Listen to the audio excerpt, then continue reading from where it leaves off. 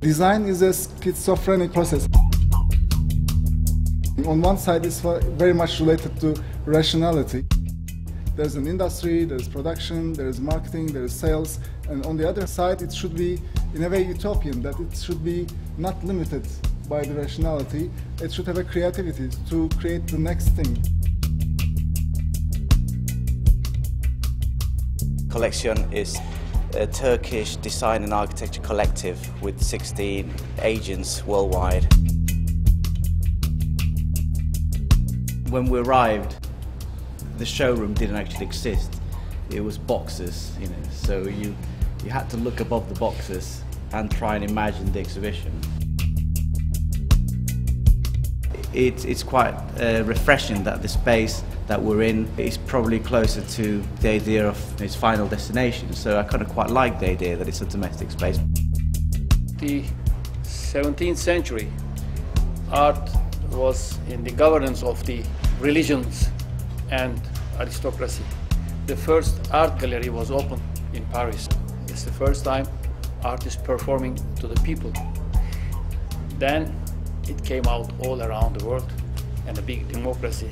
It is a good courage of the artists that they perform it here, and I believe this will have another butterfly effect.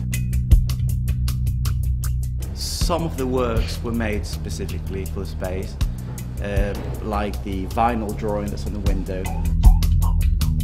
I think it's a very creative relation when different disciplines meet, which have different realities.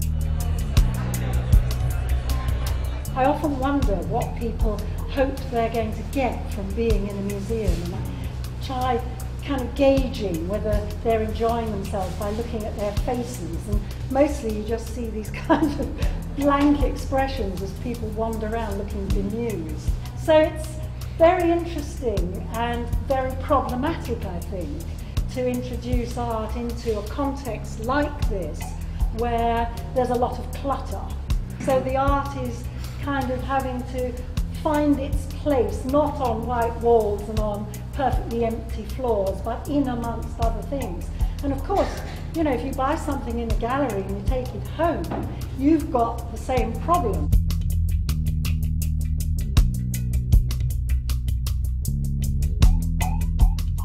Art comes from a very utopian way of looking things, sometimes negating things, sometimes in its own anarchic way of not wanting to be there but being there, a bit destructive way.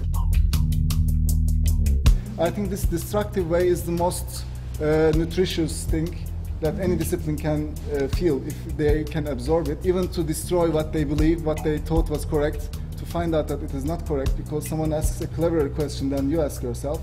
It is the best of the experiences.